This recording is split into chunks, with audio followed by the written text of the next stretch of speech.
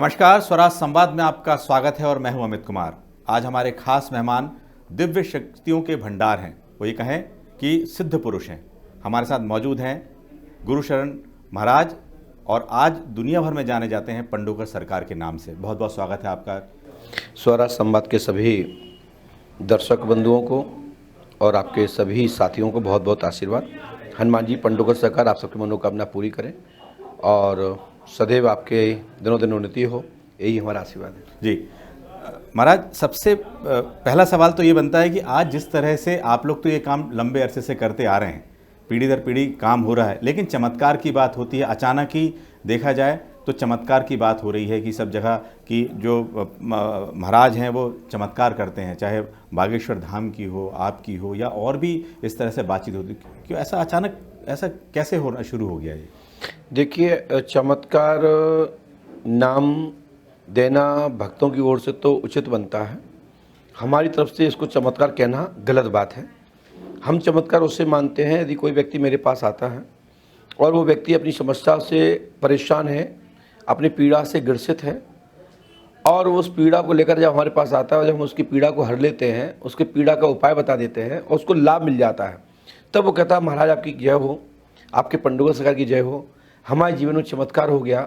जो मैं हज़ारों डॉक्टरों से दिखाया, अनेक जगह भटक के आया, लेकिन हमको कभी लाभ नहीं मिला, हम बहुत परेशान थे और आप हमारे आज के भगवान हो गए। तब मुझे खुशी होती है कि हमने उसके लिए कुछ किया और जो इष्ट बल के प्रभाव से, इष्ट बल की ताकत से, मंत्र विधा की ताकत से जब लाभ पहुंचाते हैं तो उसके जीवन में, उस भक्त के जीवन में चमत्कार हो जाता है।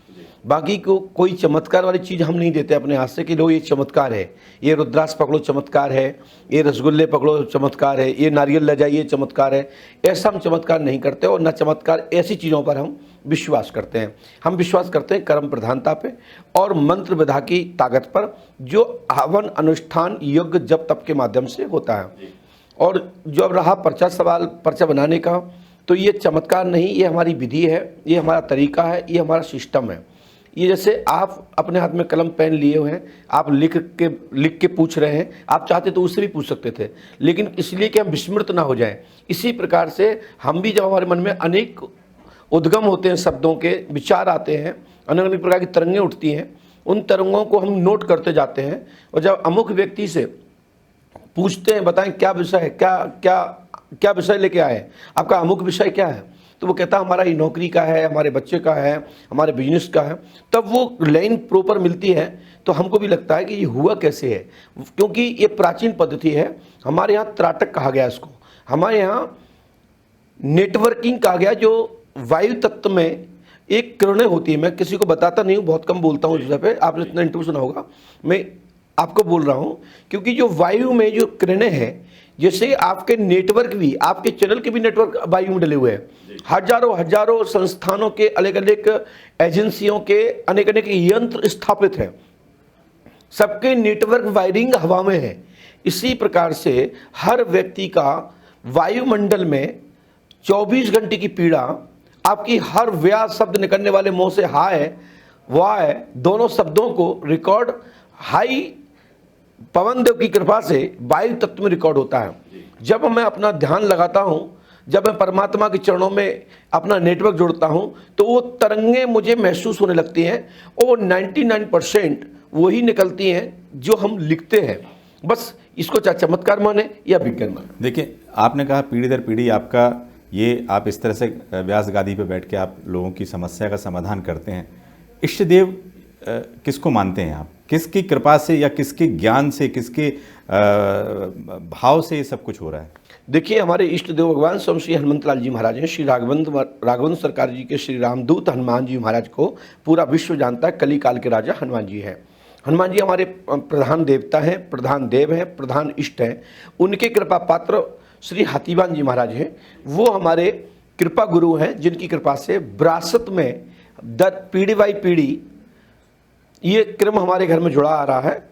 और पहले मीडिया का ज़माना नहीं था, इलेक्ट्रॉनिक मीडिया का ज़माना नहीं था, सोशल मीडिया नहीं थी, तो वो वहीं तक रहा, क्षेत्र में ही रहा, ग्राम स्तर तक ही रहा, क्षेत्र गांव देहात तक ही रहा। और जब से मीडिया आई और हम आए नए युग में और जो प्रचार तंत्र का साधन मिला, तो पूरे दुनिया में स्थापित हो गया। बस पंडोकर सरकार में उन भक्तों की आवाई होती है जिनके नंबर आने वाले होते हैं, जिनको नंबर आ जाएगा। मेला नहीं लगाते, मेला का स्वरूप दिया जाता है कि मेला, पंडोकर मेला का मतलब होता है जो आपके जीवन संकट का जो विषय है वो मेला का स्वरूप, झंडा, मेला का मतलब होता है झंडा गाड़ना।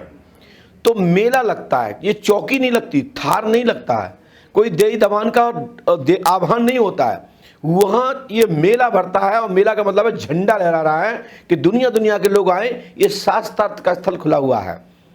तो पंडोकर सरकार की कृपा से हम बताते हैं, पंडोकर सरकार हमारे इष्ट है और हाथीवाल महाराज हमारी कृपा भी। बिल्कुल। आप बहुत अरसे बाद, कई साल बाद बाहर आए हैं, तो आखिर अब इतने साल बाद आपको बाहर क्यों आना पड़ा? क्यों? क्योंकि आप अपने क्षेत्र में बैठ के सबकी समस्याओं का समाधान कर रहे थे, आप बाहर आना शुरू हुए। क्या लगता है कि बाकी लोग जो जो गुरु कहें या जिनको जिस तरह की इस तरह की विद्या से लोगों की समस्याएं बता रहे हैं, वो बाहर घूम रहे हैं या कोई दूसरा कारण है? नहीं, मेरा ऐसा कोई कारण नहीं है। मेरा ऐसा कोई गांव नहीं मध्य प्रदेश का जिस गांव से हमारे यहाँ कोई ना कोई शिष्य ना हो, दीक्षा प्राप्त, शिक्षा प्राप्त या आशीर्वाद प्राप्त ना किया हो। मध्य प्रदेश का ऐसा कोई गांव नहीं, कोई तहसील नहीं, उत्तर प्रदेश का ऐसा कोई जिला नहीं, कोई तहसील नहीं जिससे पंडोकर धाम लोग ना आते हों। Gujarat, Maharashtra, Andhra, Orissa, Bihar, New York, Thailand, Lithuania, Germany, रूस आदि सब जगह से पंडोकर धाम लोग आते हैं। और घूमने का हमारा तो भाव, ये शौक हुआ करता था किस ज़माने में कि जगह जगह स्वागत हो रहे हैं, बड़े बड़े कार्यक्रम हो रहे हैं, रात दिन चल रहे हैं गाड़ियों में। क्या होता है, एक उम्र के बाद मोह ममता खत्म हो जाती है, क्योंकि हमें लगता है कि वही दिनचर्या है, हमें वही करना पड़ता है जो रोज हो रहा है। तो जो हमको बाहर करना वही हम पंडोकर धाम कर रहे हैं। 5-7 हज़ार 10 हज़ार आदमी रोज पंडोकर धाम रहता है, प्रतिदिन रहता है। तो मुलाकात 250-300 लोगों से हो पाती है, तो सबको मजबूर रुकना पड़ता है। तो उन्होंने कहा कि गुरुदेव एक नारियल स्वीकार कर लीजिए हमारी आज्ञा। तो मैंने कि बेटा हम नहीं रह पाएंगे। बोले एक दिन का ही। तो हमने कि जब शिष्यों ने एक साथ कहा, पुराने शिष्यों ने कहा, तो भाई आत्मिक संबंध है, शिष्य भी है और प्यार भी है और भाईचारा भी है। तो हमने कि स्वीकार करता हूं, लेकिन फिर हम 2 दिन रहेंगे, लेकिन दरबार करेंगे, उसी बहाने हमारे पुराने शिष्य लोग भी जुड़ जाएंगे और उनको एक बार फिर दरबार की ललक देखने को मिलेगी कि हमारे गुरुजी ने दरबार। लेकिन एक आम जो जनता है वो देखती है कि जैसे बागेश्वर धीरेन्द्र शास्त्री कर रहे हैं कि वो भी लोगों के बारे में बताते हैं, आप भी लोगों के बारे में बताते, तो अंतर क्या है दोनों के इस पूरे? आपने जी देखो, कोई गुरु द्रोण शिष्य है, कोई परशुराम शिष्य है, कोई अश्वत्थामा का शिष्य है, तो कोई वशिष्ठ का शिष्य है, कोई पाराशर का शिष्य है। बस इतना ही फर्क है कि कौन सी लाइट से जुड़ा है, हाई मरकरी से जुड़ा है या फिर बल्ब से जुड़ा है। तो बल्ब से जुड़ा है तो छोटी वायरिंग से जुड़ा है, और जो डीपी से जुड़ा है डायरेक्ट, तो उसके पास हैनोजर है, जैसे आपके माध्यम से बड़ी लड़ी लाइट जल रही है। तो इसी प्रकार से फर्क तो कुछ नहीं है, लेकिन फर्क इतना है कि पर्चा क्या कह रहा है, पर्चा कैसा बन रहा है, आप क्या पूछ रहे हैं। आप घंटों बात करो मेरे से और पूछो नहीं 1 पैसे की बात, तो क्या मतलब है 2 घंटे बात करने की। तो पर्चा कैसा है, पर्चे में दम क्या है। पर्चा तो आजकल सब्जी बेचने वाले बनाते हैं, वो भी लिखते हैं बताओ क्या चाहिए। आज आंटी जी आपने बैगन नहीं लिया, क्योंकि आपको बैगन तो बहुत दिन से नहीं गया, आपको कहते हैं हाँ भैया लिया तो नहीं है, थोड़ा कीड़े पड़ रहे हैं आजकल, तो इसलिए सब्जी खराब निकल जाए, नहीं लेते। वो कहते नहीं अब अच्छी वाले आ गए। तो आजकल पर्चा तो सब्जी वाले बना रहे हैं, एक नंग बेचने वाले पर्चा बना रहे हैं। ये आपका इशारा हम समझ रहे हैं किस तरह से आप बोलना चाह रहे हैं। जी जी बोलिए। तो लगता है कि धीरेन्द्र शास्त्री किसी तरह की मोह माया में लोगों को बांध रहे हैं। मैं इस विषय पे कुछ नहीं कह रहा हूं। देखिए, सबका अलग अलग बांधना होता है, सबकी अपनी अपनी मोहिनी होती है, कौन कैसे प्रभावित करता है, कैसे संतुष्ट करता है।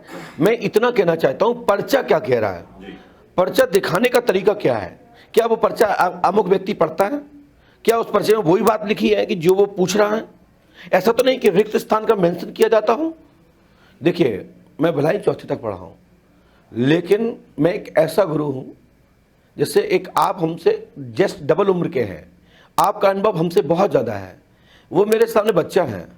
तो मुझे तो यही लगता है कि ये विद्या कहावत भी है, जब तक राम इस पृथ्वी पर रहे परशुराम लुप्त रहे। और जब कृष्ण सामने आए तो परशुराम लुप्त हो गए। जब कृष्ण नहीं थे परशुराम उजागर हो गए थे, उनने विद्या देना चालू कर दी थी। तो जहाँ शक्तिमान होता है वहाँ गंगाधर नहीं होता, जहाँ गंगाधर होता है वहाँ शक्तिमान नहीं होता। तो मुझे ज्ञात नहीं हुआ कि इतने पर्चे बनाने वाले आ गए। क्या मेरा कनेक्शन उन शक्तियों से नहीं है? मुझे इंडिकेटर नहीं हुआ, मेरा अलार्म नहीं बजा और कोई भी बगैर प्रोटोकॉल का आ गया। इसलिए संदेह होता है कि इस पर टेस्ट होना चाहिए, इसका परीक्षण होना चाहिए, क्योंकि भगवान परशुराम ने भी राम का परीक्षण किया कि मेरा अंदर की जो विडंबना है, जो मैं सोच रहा हूं, क्या वही है? आप समय से बिफोर कैसे आ सकते हैं? तो आप शक्तिमान हैं। मैं ये कहना चाहता हूं कि जैसे आपको पता होता है कि आज पंडुका सरकार से इंटरव्यू कौन ले रहा है, आपको पता है, आपको ये पता है कि अब आने वाला कौन है, भला ही आपको किसी से कांटेक्ट नहीं, लेकिन आपको पता है कि अब हमारे बाद कौन आएगा। तो इसलिए मुझे भी पता है कि यहां कैसे पर्चा बनाया जा सकता। इसलिए परीक्षा पे नहीं, सनातन की कहीं व्यवस्था ना बिगड़ जाए, कहीं संतों की दुर्दशा ना हो जाए, कहीं ब्राह्मण की दुर्दशा ना हो जाए, मठ मंदिर ना रोने लगे कि ये कैसे अत्याचार हो रहा है, कैसे ये पापाचार हो रहा है, कैसे सनातनी लोग हैं जो सनातन को डुबा रहे हैं। महाराज, आपके पास किस तरह की समस्याएं लेके लोग आते हैं? हमारे पास तो अनेक प्रकार के आते हैं, क्योंकि भौतिकवाद का योग है तो भौतिक प्रश्न लोग लेके आते हैं, जिसमें प्रेतवादा से लेकर के दैहिक पीड़ा से लेकर के और रोजमर्रा की चर्चाएं, साथ ही यहाँ तक कि रत्नों की प्राप्ति के लिए भी लोग आते हैं और राजपद के लिए भी आते हैं, क्योंकि गुरु होने के नाते वो भविष्य जानना चाहते हैं ज्योतिष के माध्यम से या किसी इष्टबल के माध्यम से। तो भक्तों की जिज्ञासा होती है। तो पंडुका सरकार यानी एंटीबायोटिक हनुमान। एंटीबायोटिक हनुमान। कभी ऐसा हुआ कि आप समस्या जो है आपको लगा, दुविधा में हो गए हो कि ये समस्या का समाधान, या कहीं आपको लगा कि 99% जैसे आपने बोला है कि लगा कि इसमें शायद हम कहीं गड़बड़ हो गए, आपकी सिद्धि कहीं किसी सवाल में ऐसे फंसे आप? मुझे तो ऐसा नहीं लगा। जैसे आज ही लग रहा था मैं फंस गया, 10 का नोट बोला वो नहीं निकला, लेकिन उस पर्चे पे लिखा है ही नहीं, ये नंबर का नोट यहाँ पे नहीं, घर पे है। और पर्चे पे लिखा, हमने वो लाइन नहीं पढ़ी और हमने चैलेंज कर दिया कि तुम्हारे पास है, वो नहीं निकला। लेकिन उसके बाद में उसके आधार कार्ड, उसके पैन कार्ड, उसके दोनों एटीएम और उसके बाद पूरा उनका ब्यौरा खोला और अन्य नोटों के नंबर बिफोर बताए और लिखे थे। और उसमें लिखा था ये 10 का नोट का जो हम बोला है वो घर पे है, यहाँ नहीं है, जेब में नहीं है। और हमने वो लाइन नहीं पढ़ी और हमने कह दिया आपके पास है, ढूंढो। वो बेचारा ढूंढता रहा, नहीं मिला, वो मूड पटक रहा, है ही नहीं, है ही नहीं। मैं कह रहा हूँ है, लेकिन जब ने वो लाइन देखी नीचे, उसमें लिखा 10 का नोट नहीं मिलेगा, अतिरिक्त सब चीजें प्राप्त होंगी। और वो मिली। आपने देखा होगा, सुना होगा, लाइव में चल रहा था। आपको नहीं लगता है कि आप सब कुछ जानते हैं, सामने वाले व्यक्ति के बारे में जानते हैं, उसके सवाल के बारे में जानते हैं, उसका जवाब जानते हैं? समाज के लिए आपको लगता है कि कई ऐसे व्यसन, ऐसे जो सरकारें बड़ी बड़ी कर रही हैं, आप उसमें योगदान दे सकते हैं? देखिए, सर्व न जानती न जाते, सर्व कोई कुछ किसी के बारे में नहीं जानता, इसलिए मैं 99% बोलता हूँ। आप भी अपने विषय के सर्वज्ञानी नहीं हैं, हम भी अपने विषय के सर्वज्ञानी नहीं हैं। हम अंतिम नहीं हैं, हम प्रारंभ भी नहीं हैं, हम बीच के हैं। न मैं अंतिम हूँ न प्रारंभ हूँ, मैं बीच का हूँ। तो सर्व किसी की कोई नहीं जानता, अपने विषय का सर्वज्ञानी नहीं है। कड़ी से कड़ी जुड़ती है। तो 99% इसलिए बोलता हूं कि 99 में संसार है, 100 में ईश्वर है और 101 में हम और आप हैं। तो विशेष जब प्रमाणिक दिखती है, बहुत अच्छी बात दिखती है, तो मैं कहता हूं कि 101% सफलता प्राप्त होगी। और वैसे कहता हूं 99% होगी, लेकिन 100% नहीं बोलता हूं। समाज में जो कुरीतियां हैं, बुराइयां हैं, जैसे उमा भारती भी अभी शराबबंदी पे लगी, नशा मुक्ति को लेकर कर रही हैं, लगता नहीं कि आपको भी या संतों को, आपको विशेषतर नहीं, कि कई ऐसे जगह पे आपको ही बोलना चाहिए? आप तो सब कुछ जानते हैं। देखिए, शराब को रोकने के लिए हम लोग निरंतर प्रयास करते हैं, मंचों से बोलते हैं कि मांसाहारी नहीं रहना है, आपको फलाहारी रहना है, शुद्ध वेज के बन के रहना है, आपको सात्विक जीवन जीना है तो लंबी उम्र होगी। परंतु ये कानून का काम है, क्योंकि कानून ही शासन सत्ता, सरकारें खुद ही ठेके खुलवाती हैं। कोरोना में दुनिया भर की आवाज़ सुनो, कोई भी प्रदेश की सुनो, कि पुलिस वाले लोग छत्तीसगढ़ में शराब बेच रहे थे और शराब ठेके से नहीं मिल रही थी, पुलिस वाले खुद खड़े होकर के बेच रहे थे। अब इसको अब क्या कहेंगे? अब इसमें साधु संतों को लटकानी है क्या? वैसे भी कलिकाल है, कौन छोड़ रहा है। यूट्यूब चैनल के माध्यम से देखा जाए, सोशल मीडिया पर 50 संस्थाएं ऐसी पड़ी हैं जो सुबह से लेकर शाम तक संतों और ब्राह्मणों को और योगियों को ही कोसती हैं, गालियां देती हैं। सबसे पहले खोलते हैं, गाली से स्वागत होता है। तो कौन शासन सत्ता से लड़े। आज वो जमाना मेरा तो है नहीं कि किसी राज सत्ता में हम सम्मिलित हों, किसी राज्यसभा में हम बैठे हों। तो इसीलिए साधु संत लोग प्रयास कर रहे हैं कि अपनी शासन में बात रखनी है और अपन को समाज सुधार करना है, तो किसी न किसी संस्था में घुसते हुए जनमानस में, जनतंत्र में घुसकर अनुशासन करना पड़ेगा नेताओं पर, तब हमारी मांगे पूरी होंगी, तब हमारा राष्ट्र सुरक्षित हो पाएगा। कई बार क्या है, जो अंधश्रद्धा उन्मूलन समिति है या श्याम मानव जी जिसमें है, कई बार इस तरह से बोलते हैं ये ट्रिक है, चमत्कार है, जादू है, उसके झांसे में ना आइए। वो कई बार इस तरह की बातें चुनौती देते हैं। तो ऐसे लोगों के लिए आपके लिए कोई जवाब है? बिल्कुल जवाब है कि देखिए क्या है कि वो अपने संतों को लगाए हैं पोस्टर पे, वो संत हैं। ये कौन सी दो रीति है भाई। हमारे भगवान कृष्ण है नहीं, राम है नहीं, उन्हीं के आपने वक्तव्य में देखा है। मैंने किसको छोड़ा, वो अपने आप को सर्वोपरि मानते हैं। लेकिन हाँ, वो बड़े बुजुर्ग हैं, हमारे पिता से उम्र से जस्ट डबल हैं, मैं उनको दादा तुल्य समझता हूँ। लेकिन उनके मन में जो भ्रांतियां हैं, उन भ्रांतियों के लिए किसी मंच पर बैठना पड़ेगा, तो उनकी भ्रांतियां खत्म होंगी।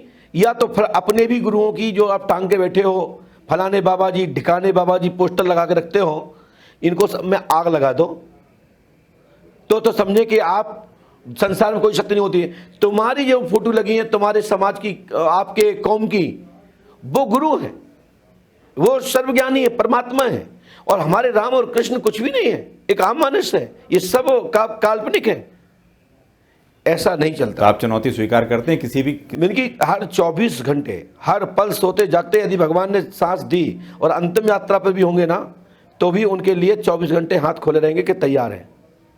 तो आप ये मानते हैं या ये कह सकते हैं कि आप जो करते हैं जनता की भलाई या सेवा या उनकी समस्या का समाधान, कहीं से कोई चमत्कार या कहीं से गुमराह वाली बात नहीं? देखिए, मैं प्रमाणिकता तो ये कह सकता हूं कि मैं अपने आप के व्यक्तिगत स्वभाव से कह सकता हूं, व्यक्तिगत जो हमारा कार्य मैं उसका संकल्प लेकर कर सकता हूं कि मैं मात्र परमार्थ कार्य के लिए ही जन्मा हूं और परमार्थ कार्य के लिए बैठा हूं। और मुझे कोई लोभ लालच इसलिए नहीं है कि मेरा पहले से ही ऑलरेडी आने वाला व्यक्ति अमुक दक्षिणा देके आ रहा है। जो आदमी बेवकूफ़ बना के कमाता है, जमीन के नाम पे, गऊ के नाम पे, मंदिर के नाम पे, मठ के नाम पर, फलानी संस्था के नाम पे, फलाने हॉस्पिटल के, गंगा के नाम पर, हमें कहने की जरूरत नहीं पड़ती। हमारा तो मतलब है कि आप इतना दक्षिणा दे दीजिए और आप मिल लीजिए। तो हम क्यों बेवकूफ़ रहेंगे? और कहते हैं हम बताएंगे नहीं, जो समझ में आएगा वो बताएंगे, और जो बताएंगे वो सुनना पड़ेगा। मानना ना मानना आपके हाथ में है। तो फिर मैं क्यों झूठ बोलूँगा? आप हमारे 101 रुपये दे दीजिए, पूछ लीजिए। हमें 3 लाख की जरूरत ही नहीं है, ये 30 लाख दे रहे हैं, ये तो बहुत अच्छा, बेहतर है, हमारे तो और फायदा हो जाएगा। 2-4-6 महीने की एक साथ पैसे मिल जाएंगे, मैं बता दूंगा, चाजा बाजा। और हमारे यहाँ तो ये जितनी बड़ी पर्ची होती है जल्दी पहले मिल लेते हैं। बिल्कुल सीधा सीधा है, जो जितनी बड़ी पर्ची देगा सबसे पहले मिल लेंगे, समस्या का समाधान। और अप्रैल से फ्री हो रही है। यदि उनको लगता है 1 रुपया बहुत महंगा होता है, हम नहीं देना चाहते, तो अप्रैल के बाद, मई के बाद कभी भी आ जाएं, टोकन नंबर लें, अपना टोकन नंबर का सीरियल ले लीजिए और हमारे ऐप डाउनलोड कर लीजिए। उस पर देखते रहिएगा, आपका नंबर आ जाए 2 दिन पहले आ जाओ। मतलब आपने भी हाईटेक तरीके से हो गए, आपने ऐप बना लिया, उसमें लोग आते हैं, रजिस्ट्रेशन करते हैं और नंबर ले सकते हैं। अप्रैल के बाद निःशुल्क है, अब उसमें भी बाकायदा टोकन मिलेगा निःशुल्क, कागज फ्री देंगे, स्याही भी फ्री देंगे, और मैं खुद पर्चा लिख के फ्री दूंगा। और हाईटेक का इसलिए उपयोग करना पड़ रहा है क्योंकि विज्ञान का युग है। विज्ञान के युग में जो चीज़ निर्मित है उसको उपयोग कर लेना ही विद्वानता है, ये गलत नहीं है। जो चीज़ संसार में निर्मित है वो किसी न किसी उपयोग के लिए है। समय पर भगवान राम जी ने भी एक सबरी के जूठे बेर का भी मान बढ़ा करके औषधि के रूप में लक्ष्मण को देकर के उनकी मूर्छा जागृत कराई। तो ये उपयोग करने में क्या दिक्कत है? क्यों बार बार ध्यान करके पूछना पड़े माता जी कहाँ, पिताजी क्या, चिंता है? आजकल फोन है, शक्ति का उपयोग नहीं करना, माता जी कहाँ पर है, चरण स्पर्श हो गया, वीडियो देख लो। तो शक्ति का दुरुपयोग हर जगह नहीं करना चाहिए, भौतिकवाद की चीज़ों का उपयोग कर लेना चाहिए। क्योंकि आपने एक बात कही कि आप जिस तरह से बिल्कुल तटस्थता के साथ और बिल्कुल ट्रांसपेरेंसी के साथ सब बात करते हैं, जो लोग नहीं करते हैं वो डरें सरकार से। देखिए, सरकार को चाहिए वोट, और ये वोट लेने वाली सरकारें सत्य नहीं जानना चाहती, कोई मरे चाहे जिए। उन्हें तो वोट से मतलब है। हमें डर है कि हमारा सनातन बदनाम ना हो जाए, हमारे संत बदनाम ना हो जाएं, हमारे योगी संत गुरु बदनाम ना हो जाएं, हमारी पुरानी सत्ताएं बदनाम ना हो जाएं। इसलिए मैंने आज निवेदन किया है मंच के माध्यम से, आप सबके माध्यम से, कि जिनको जितना आता वो ही उपयोग करें, ना आता हो तो जबरदस्ती का कोई भी उपयोग ना करें। यदि कोई पकड़ा जाएगा तो सनातन बदनाम होगा। सनातन की दुहाई कब तक देते रहोगे? तब सनातन बोर्ड बनाने की बात इस तरह से कर रहे हैं कुछ? नहीं, मैं ये कह रहा हूं जो लोग फ्रॉड लोग हैं वो लास्ट में सनातन की ओर मोड़ देते हैं। सनातन ये नहीं कहता कि तुम फर्जी काम करो फिर मेरे कब्ज छोड़ लो। धर्म ये नहीं कहता, ईश्वर ये नहीं कहता कि तुम गोली मार के आओ, हत्या करके आओ, मेरे पीछे छुप जाओ। वो कहता है कि आपने गलती की उसको भोगो, आपका व्यक्तिगत संबंध है। तो हम कहना चाहते हैं जो आप शक्ति का दुरुपयोग कर रहे हो, झूठ न बोल रहे हो कि हम पे शक्ति है और शक्ति के नाम पे मां तमाशा है, पाखंड है, उसको मत करो। नहीं तो एक दिन संत बदनाम होंगे, हमारी प्राचीनतम खत्म होगी, हमारे मठ मंदिरों की दुर्दशा हो जाएगी। और जो हमारी आज की युवाओं की जो आस्था मंदिरों के प्रति है, गुरुओं के प्रति है, वो आस्था टूट गई।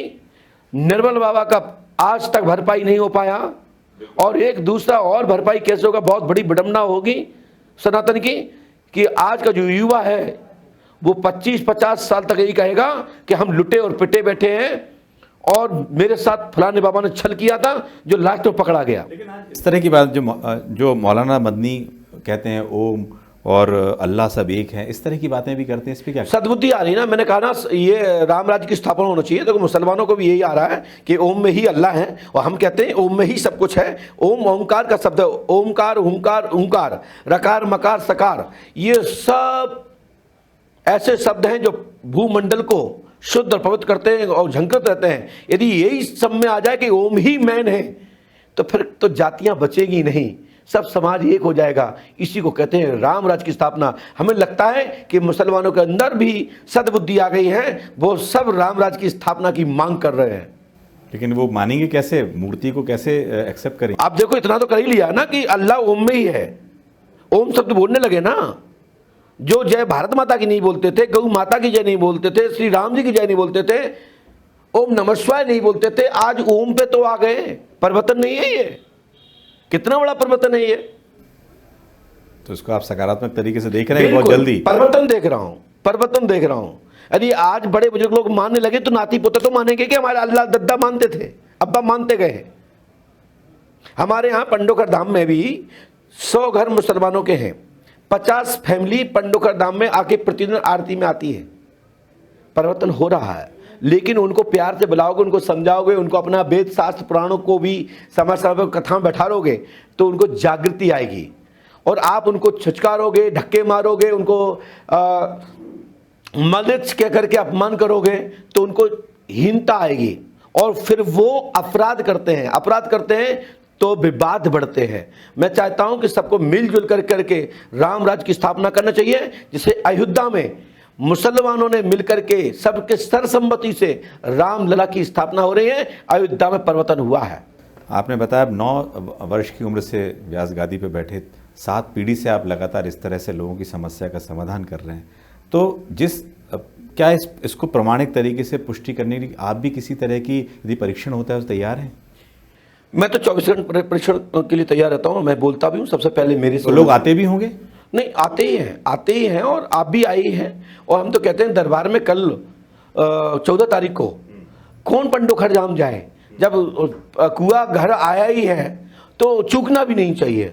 और हम तो कहते हैं कि वो बात पूछना चाहिए जो परिकल्पना से बाहर हो, और वो आप मैं बता दूं, सही बता दूं तो मीडिया पे जाना चाहिए, और गलत बता दूं तो डबल तरीके से जाना चाहिए, जिससे कि अंधविश्वास समाप्त हो और धर्म की स्थापना हो। आप जैसे लोगों के हम पर्चे बनाएंगे, आप लोगों को हम सुनेंगे और आप ही तो उसके तंत्र हैं, तो आप खुद ही कहेंगे कि इसका प्रमाण मैं बैठा हूं। श्याम मानव दादाजी नहीं, कोई भी आप मीडिया को आमंत्रित करेगा पंडोकर से आ रहे हैं तो आप पहले कहोगे दादाजी मैं मिल चुका हूं, बात तो खरी है, तो आधे उनके हाथ में ढीले हो जाएंगे। और जब आपको ही सेटिस्फाइड संतुष्ट नहीं करेंगे और हम किसी को उठा लेवे तो आप क्या कहोगे, यार बुलाते तो सबको लेकिन मीडिया के लोगों को भी नहीं बुलाया। तो वो हम नहीं चाहते। हम चाहते हैं कि कल का दरबार 10-20 पर्चियों का मीडिया वालों का हो, संपादकों का हो, वरिष्ठ विद्वानों का हो, IAS IPS लोग भी आगे बैठे और आपके माध्यम से बुलाया जाए, हम बुलाते हैं। मैं वचन देता हूं कि मैं 10, 11, 20 पर्ची आपकी देखूंगा। जैसे आपने कहा आप किसी से कथा नहीं करते हैं, आप किसी के बारे में या मानस की हो, रामचरित मानस की, या किसी वेद पुराण कुछ कथा नहीं करते हैं, सिर्फ आप समस्याओं का समाधान करते हैं, ये आपने कहा। तो ये लगता है कि इसके माध्यम से इतने सारे लोग जुड़ते जाते हैं समस्याओं के समाधान के साथ। देखिए, डॉक्टर भी अस्पताल में क्या कथा करते हैं? आप अपने आप को डॉक्टर मानते हैं, लोगों को समस्याओं का समाधान करते हैं? बिल्कुल, ये भी हमारा ज्ञान है, ये भी हमारा प्रवचन ही है ना।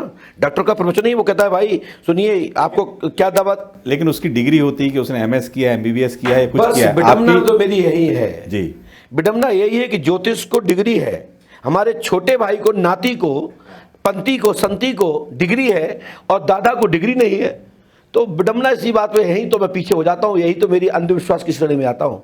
इसी के लिए तो मैं अपील शासन से, प्रशासन से और केंद्र सरकार से भी करबद्ध प्रार्थना करता हूं कि पराशक्ति पर शोध होना चाहिए और इसका परीक्षण होना चाहिए, इसकी पढ़ाई होना चाहिए, चाहे फिर वो किसी भी आधार मूल्य से हो, लेकिन इसकी सच्चाई की खोज होते हुए इसकी प्रमाणिकता हो या टोटल बंद हो। नहीं, पराशक्ति का जैसे आपने जिक्र किया, तो इसकी सच्चाई की आप ही उसको बताएंगे कि क्या कोई किसी तरह का साइंटिफिक आधार हो सकता है उसका, उसको जानने? जब द्वापर में श्री कृष्ण जन्मे और जब सांदीपानी को, जो सांदीपानी जो उनके गुरु थे, मुनि थे, वो उनको इलाहाबाद प्रयागराज से किसी कारण से डांट फटकार के भगाया गया था। तो वो अपनी जीविका के हेतु उज्जैन महाकाल की नगरी में आ बसे और जब उन्होंने पढ़ाई चालू की तो उन्हें प्राइवेट कोचिंग सेंटर खोला था, गुरुकुल नहीं बनाया था, एक प्राइवेट कि 2-4 से बच्चों को पढ़ा करके अपना घर गृहस्थी चला सके। गिने चुने विद्यार्थी थे उसमें। तो जब पृथ्वी पर भगवान श्री कृष्ण ने देखा कि हमारी योग्यता पढ़ाई के लिए कौन से गुरु निश्चित होंगे, कौन से विद्यार्थी होना चाहिए, बोले साहब इलाहाबाद से तो जिस विषय की वो विद्या चाहते थे भगवान, तो उन्हें आकर के उज्जैन में आकर के कोचिंग ली और फिर वो गुरुकुल बना दिया जिसमें सुदामा, बलराम और कृष्ण उनके साथी सहपाठी मित्र पढ़े और वो विद्या पाई। तो उनके विशेषज्ञ टीचर यहां रहते थे, तो उन्हें प्राइवेट विद्या अवंतिकापुरी में, उज्जैन में आकर के पढ़ाई की। ये बताएं कि जिस तरह से कांग्रेस के वरिष्ठ नेता कमलनाथ भी बागेश्वर धाम गए, जो राजनेता हैं वो भी संतों का क्या आपको लगता है कि इस्तेमाल कर रहे हैं, कि उनसे सही में ज्ञान कुछ प्राप्त करना चाहते हैं? देखिए, ये इनका व्यक्तिगत स्वभाव है, वो और सबको जाना चाहिए, चाहे वो भाजपा के हों, चाहे कांग्रेस के हों, चाहे बासपा के हों, किसी भी दल के हों। परमात्मा के यहाँ किसी की बंधक नहीं है, तीर्थ यात्रा में किसी का बंधक नहीं है, पीठाधीश्वरों का आशीर्वाद लेने का कोई बंधक नहीं है, कोई पीठाधीश्वर किसी की बापोती नहीं है कि ये गए तो अब इनके बाद ये नहीं आएंगे। गुरु सबका पिता होता है, वो छोटे पुत्र को भी आशीर्वाद देता है, बड़े को भी देता है, दुष्ट को भी देता है और होशियार को भी देता है। तो वो संत रूप में बागेश्वर भैया को देखते हुए, धीरेन्द्र जी को देखते हुए उनके दर्शन करने पहुंचे। वहाँ हनुमान जी का दर्शन का भाव रहा। वहाँ इस समय कन्याओं का विवाह चल रहा है। पंडोकर धाम में भी हजारों नेता पहुंचते हैं, चाहे वो छत्तीसगढ़ के हों, चाहे महाराष्ट्र के हों, चाहे मध्य प्रदेश के हों, चाहे राज्यपाल हों। यहाँ के बलराम जाखड़ जी तो आए दिन हेलीकॉप्टर पंडोकर धाम उतारते थे। बिल्कुल ठीक कह रहे हैं। तो आगे आने वाले समय में चुनाव चूंकि इसी साल है, आपको लगता है आपके पास जो राजनेता आएंगे उनको भी आप? नहीं, आते ही है, क्योंकि देखिए अलग अलग भाव है। कोई दर्शन करने आता है, कोई पद मांगने आता है, कोई आशीर्वाद लेने आता है कि हम जीत जाएं, कोई आता है कि देखे आए, भाग गई अजमाए आए कि महाराज जी क्या बता रहे हैं। और हम उसके बाद भी कहते थे कि तुम हार जाओगे, उसके बाद वो 2 करोड़ 4 करोड़ रुपए दे के टिकट ले लेता है और वो जीतता नहीं, हार जाता, फिर कहता है यार हम तो बर्बाद हो गए, पंडोकर सरकार पहले ही कहा था। तो कई लोग भाग अजमाने आते कि पंडोकर सरकार क्या बता रहे। तो तीर्थ यात्रा में कोई कहीं जा रहा है, जैसे हमारे प्रदेश के मुख्यमंत्री श्री शिवराज सिंह चौहान जी आए दिन श्री रावतपुर सरकार जाते हैं, आए दिन वो किसी ना किसी देवी स्थल जाते रहते हैं। आपके रानगढ़ भी जाते हैं, आपके यहाँ भी जाते हैं, अब्दुल्लागंज के पास में जो माई का स्थान है, तो उज्जैन भी जाते हैं, हमारे क्षेत्र में जाते हैं तो डॉक्टर हनुमान नदरुआ भी जाते हैं, पंडोकर धाम से भी निकलते जाते हैं, लेकिन अभी तक नहीं पहुँच पाए हैं। तो कभी पहुँचेंगे, लेकिन जब समय आ जाता है, जब तीर्थ बुलाता है तब भक्त जाता है। समय से पहले कोई कहीं भी नहीं जा सकता, किसी से कोई वार्ता नहीं हो सकती। प्यासा नहीं कहता कि मेरा पानी पियो। जिस दिन प्यास कहीं नहीं बुझेगी तो वो व्यक्ति ढूंढता ढूंढता प्यास बुझाने के लिए कूप तलाशता है, झरना तलाशता है। तो किसी मोड़ पर पंडोकर सरकार के दरबार से प्यास बुझते दिखाई देंगे। बिल्कुल, आप व्यक्ति की सबकी समस्याओं का समाधान करते हैं। अभी का जो वक्त है, आप युवाओं को कुछ ऐसा कहेंगे कि बिल्कुल इस दिशा में जाएं, ना जाएं, या गलत झांसे में ना आए? आखिरी सवाल है मेरा। देखिए, युवाओं से मैं निवेदन नहीं करूंगा कि माता पिता ने पैसा बहुत खर्च किया आपके लिए, आपको पढ़ाया लिखाया। विज्ञान के युग में 21वीं सदी में आप चल रहे हैं, जहां लाइट की सत्ता का, मशीन सत्ता का प्रभाव है, जहां चमक दमक की दुनिया है, जहां डिजिटल इंडिया है का सपना सब लोग देख रहे हैं, और ऑलरेडी हाईटेक बड़ी बड़ी मशीनरियों का ज़माना है, बड़े बड़े डॉक्टर डिग्रियों का ज़माना है। और उसके बाद भी यदि अंधविश्वास में पढ़ते हैं और अंधविश्वास को बढ़ावा देते हैं तो निश्चित है कि आप पूरे समाज को दबाने का काम कर रहे हैं। आप पढ़े लिखे, पहले शोध करिए, समझिए, परीक्षण करिए, अपनी आंखों से देखिए, कानों से सुनिए, और दिल से पूछिए और मस्तक से विचार कीजिए। और यदि ये आपके दृढ़ हो जाए तो किसी भी संत को झुक जाइए। जिंदगी में तुम्हें कोई भी पराजय नहीं कर पाएगा और संत की कृपा हो जाएगी, लेकिन अंधविश्वास मत फैलाएं। ये थे पंडोकर सरकार, जिन्होंने बड़ी बेबाकी के साथ सभी सवालों के जवाब दिए। चमत्कार को नमस्कार भी होना चाहिए, लेकिन उसके किस मायने में, किस रूप में होना चाहिए, ये भी उन्होंने बताया। बहुत बहुत धन्यवाद एक बार फिर से आपका।